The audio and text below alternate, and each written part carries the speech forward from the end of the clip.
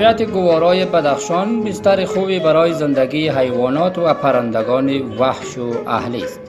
مردمان بدخشان که بخشی از پیشه آنان دامپروری است، از گذشته‌های دور به این طرف به نگهداری و تربیت حیوانات و پرندگان پرداخته‌اند. پلنگ برفی، آهوی مارکوپولو، بز کوهی، بز مارخوار، گوزن و انواع پرندگان در کوههای سربفلک و دامنه‌های سرسبز این ولایت از ارزش‌های محیط زیست و حیات وحش به شمار می‌روند. اما به نسبت ناامنی‌ها و قطع جنگلات در گذشته، حلقه زندگی برای حیوانات وحش تنگ گردیده و مورد تیر شکارچیان قرار گرفتند. از این رو نسل این حیوانات بی‌نظیر کمتر گردیده است و به ندرت در کوهپایه‌های پامیرات و ولسوالی‌های سرحدی بدخشان دیده می‌شوند. اما در شهر و ده مردم علاقمند و نگهداری حیوانات از هر جای ممکن، حتی از دیگر ولایات، شخصاً حیوانات مورد علاقه خود را خریداری می‌نمایند و در مکان‌های شخصی به نگهداری و نسل پروری آنان می‌پردازند.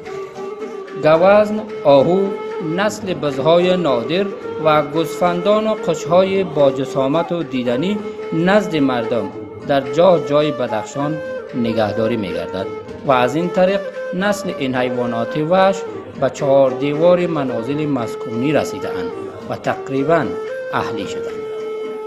همچنان پرندگان در نزد مردم عام مورد پسندند و از گذشته‌ها نسل به نسل پرورش و نگهداری پرندگان در بدخشان رواج داشته است. کسانی که به تربیت و پرورش پرندگان، خصوصاً کبک که یکی از پرنده‌های کمیاب و خوشخوان است، می‌پردازند. محمد ضیای 70 ساله بیش از 40 سال است به تربیت و پرورش کبک می‌پردازد. او نه تنها فقط به تربیت کبک می‌پردازد، بلکه کبک‌ها را پرورش و به بازار عرضه می‌کند تا از این طریق امرار معاش کند. از گذشته ها میگوید از انواع کبک ها و 50-60 سال میشه کم تم همی کوگو و شوق و ذوق نگاه میکردیم، ولی همی قندوری فرمی ها که بر اومده دیگه او کوگو را یک ذره هم شکست داده و همی دیگه مردم دیگه از غم از اونو کم شده که نمیارن اوقات. این چیزی به شوق چیزی یکم تا پیدا میشه، توفه یک تا نیم تا به اینشو به اونش تو به خاطر از همون نگاه میکنیم. در گذشته که بود عموم به خاطری که دمی کو داره بطه میکرد، شکار میکرد، بسیار راحت و بسیار خوب بود، ولی از همین انقلاب که زیاد شده گوه ایرخ ممانیت گوه اوروق یک ذره شوق علاقه مردم ماندن. نباشه پیش که بود اینجا چرده بود، کوگای زرین بود، هر قسم کوگ خودی ما داشتیم. شخصا خودی ما را ممیالی فکر میکنیم که اگر از او چرده و کوگای زرین بیاریم نمیمونم. در سر امورم رئیس زیرات یک خط مونم داده که اگر به خطی از همون هم نمیشد امیرم نگاه کردن نمیتونستیم. شکار خودم شخصا که میبر اومدم تا بگه 3 تا 4 تا کوگ میگرفتیم که هم بگه در خوردن و در هر چیز میشد و کوگ هم بیخی زیاد بود. از وقتی که همین چرایی پاکستان بر اومد کوگ در وطن و در چیزی میایدیم و بسیار کم شد. نباشه اگر پیش ما از اینجا تا همون کوی تانون همون جلغر نمیرفتیم 5 کوگ میگرفتیم. دوم میتونیدیم علقه داشتیم، علقه تو دوری کوگ میتونیدیم میام از سخت میشن میگرفتیم. ولی که همین چرایی که بر اومده اگر در یک خانه 5 بلاس 5 تا چرایی داره، 10 تا از 10 تا داره، 1 تا از 1 تا چرایی. از خاطر همین چرایی کوگ بسیار کم شده دیگه. چرده و چیزای کویی تا هنوز هم ایدی سیامی شکارکی و بازمون نمیاد. تنها میخونه، تنها مردم اکثر مردم همین جلال آباد و کنارا و همین مردم که میبره صرف به خواندن میگه که بخونه برمون. کوگوی وحشی که میگیرن اکثر وحشی کم میخونه، اگه الهش میره و اکثر کوگی که بسیار خرد و میده میگیرن و ایتون بچه ها چکان و چیزا اون با دادم بی نفر و دادم به چیز ایلار هم شو نمیره و خواندنش هم زیادتر میشه. به خاطر از که یکم تمیگه شورکیس، یکم تمیگه فرمیس، یکم تمیگه کراز سال مسکه و سال هرنامه برآمده. اینه به او خاطر کوگوی وطنی باز از کلی از کده در خوندن زیادتر میخونه و خوب شما است. تنها صرف همی کوگی وطنی بود که کوگی داون بود که نام به نامش که یکم جنگ میداختن و کوگی کزر او کده خوبتر بودم. این اولو کوگی داون و کزر کلگی گم شده از دم قندوری فرمی که برآمده کلی از این اورد تخم شده ماشین میپرتن از همون قندار باز میارن در کابل. از کابل با کسی 5 تا بکر داره 10 تا بکر داره باز بر طرف میارن تخمش میاره. چوچه شهر نسلگیری نمیتونیم کردن بسو نسلگیریش سخت تکلیف است. همین کوگوی وطنی رم که کسی که نگاه میکنه از پیش بسیار زیاد میشه. ما مردم که از صرف همی اگر گندم میتونیم دلش سیرس دلش بشنه. این کسی که یکم تا برای توفه و سوغل نگاه میکنه و برای صرف در خانهش نگاه میکنه، این با بادام میته و دیگه ماش میته و علف میته و کاهو میته. هر قدر که اگر تربیت چه کوشش کرده خرچش زیادتر میشه. اگر نکرد یک پو بادام 200 روپیه و یک پو ماش هم میتیم نه میوازی بادام میشه هم چیزایی که در پیش مو وقت کاهو نمیمونه. بسیار بونه 2 ماه میمونه و 3 ماه میمونه باز پیدا میشن 1 تا و نیم تا با توفه. ولی اکثر نفر تخم چرس بر اومد تخم چرس میته که ماست شوا. اکثر نفر گندمای وطنی میته. هر کدوم قوت بتوناش یک سرموش 3 سر گندم میشود. بعد 3 سر گندم دایتای چیز 1 سال میشود. یک سرموش 1 نمه. صرف همی یک چند تا چوچککوی همی چیز نو اومده که تو هنوز با خوندن آمده و بسیار خوندن ضعیف. اینا را تا بهار که با تربیت کردن در بهار با خوندن از اینا خوبتر میشه. از روزی میشه که سر یک چکه 100 روپیه مصرف میکنیم که مردم میبره. یک وقتی میشه که 500 مصرف میکنیم میبره. یک وقتی میشه که 1500 مصرف میکنیم میبره. هر قدر در پیشمون زیاد مون مصرف زیادتر میشه. نو برمون میارن 400 500 میفروشیم. اگر 3 ماه نگاه میکنیم 7 800. 1 سال نگاه میکنیم 10 1200. همون خرچی که کنیم از پیش میگیریم. کم کوگم تا کوگ داره. کوگی هست که یک کوگ قیقفاسش 800 میفروشیم. کوگی میشه که یک کوگ قیقفاسش 1500 میفروشیم. کوگی هم هست که یک کوگ قیقفاسش 2000 میفروشیم.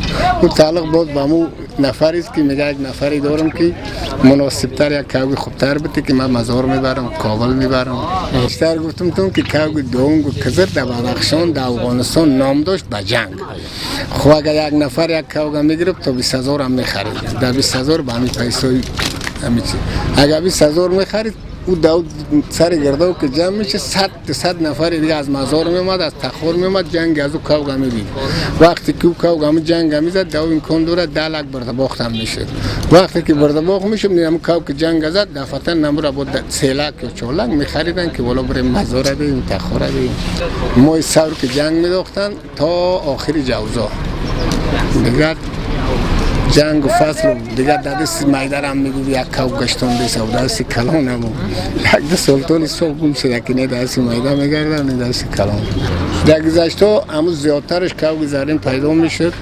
دیگه چردای خوبش پیدا میشد. دیگه یک قسم چیز ما شیشی میگیم شما چی میگه از اونم زیاد پیدا میشد. از همین بودانه به اندازی بود که در گندمی که درو میرفتید 100 تا 50 تا میپرید. ولی همون هم صبح گم شده رفته. کم شده.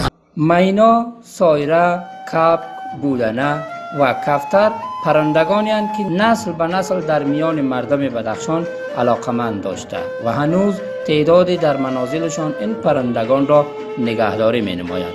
اما در چند سال اخیر پرندگان دیگری چون کنری و توتی و پرندگانی که در دیگر ولایات کشور و کشورهای مرزی وجود داشتند و جمع پرندگان محلی بدخشان پیوستند و نغمه‌سرای خانه‌های مسکونی مردمند.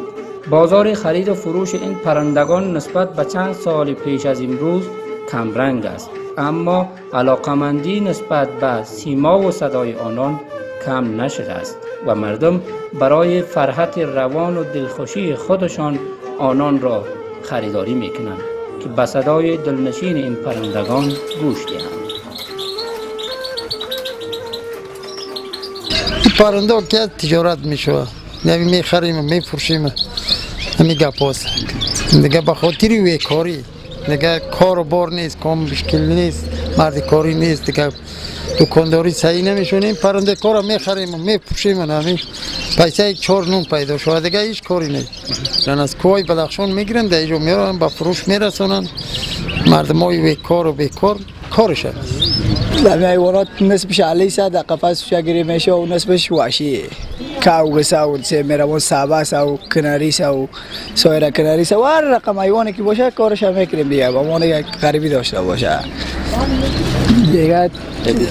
در گذشته خوب بود مردم شوقی بود میخریدن پیسه بود یک چیزی بود هیچ گپی نیست دیگه کسی هم پرنده را بین نمیکنه هیچ چیزی را بین نمیکنه غریبی نیست هیچ فندی نمونده هیچ کاری کار غریبی نمونده دفعه تنخه دیگه مجبوری دیگه دارم به ساعتمون قیلمینا تیر بکنیم دیگه با خاطر 4 تا نان نگهداری سخت است دیگه مشکل داره این دسته میره اون با نگاه است دیگه یک چیزی که نگاه نکردی هیچ وقت او را کس هم نمیخره و دیگه ارزش چیز هم نداره زحمت زیاد میکشه واقعا دیگه هر زحمت هم میکشیم پیش میبره پیش مونم زمان اوی میکنیم بله مریض شوان دیگه واکسین هم داره اوجا دکتر حیوانات میبره پیشکاری هم داره دوا هم داره دیگه نگهداری میکنیم بدون نمیشه دیگه با خواندنش هم دیگه آدم چرا این چیزا به خاطر رنگش است مردم میبینه خشن می اینا را به خاطر خواندنشان مثلا کناری را و صبر را و نسایر کناری را و این چیزا را که این چیزا را به خاطر خواندنش پیش میبرن به خاطر جنگ اما هر قسم شوقی داره دیگه هر کس با هم شوقی خد این ماینه هم شهر خد ما مثل آخر خد بود خریدیم نگاه کردیم اینا رو به خاطر گپ در گپ هم آمدن زحمت زیاد کشیدیم واقعا دیگه اینا رو به خاطر فروش نیست خدمت شوقی سب نگاه کردم دیگه هر کس هر چیز شوق داره دیگه ما دایم اینا آدمی حیوانات دایم اینا هر کس هر چیز شوق داره ما آدمی حیوان هم طفلی تا کلام شدیم با حیوان هر چی که بود نگاه کردیم شوقی صبر داشتیم شوقی همین صبرش زیاد دیگه میرفتیم شکارش هم میکردیم دیگه چیزی نکردیم کار میکردیم مثلا کچگاس یک سبا میرفتیم کچسبای ملکی برف میزد در زمستان مردم مکتب میرن ما گرفته سباگیری مردم بلای میرن ما سباگیری دیگه تو نمی شوق است دیگه به نمی عادت کردیم دیگه به نمی کلام شدیم فصلی کریزشون است فصلی بال ریزانیشون است که وقتی کریز میگن دیگه فصلی گرفتن اینا در زمستان است کناریش دیگه گرفتن نمیشه در قفس نگهداری میشه و شوگذاری میشه در قفس گل سر سبا و چیزاش دیگه گرفته میشه اکو و چیزا. د شرق تلویزیون ټول خبرونه په یوټیوب چینل کې زموږ یوټیوب چینل در سره سبسکرایب کړئ ترڅو تازه او په زړه پورې خبرونه وګورئ.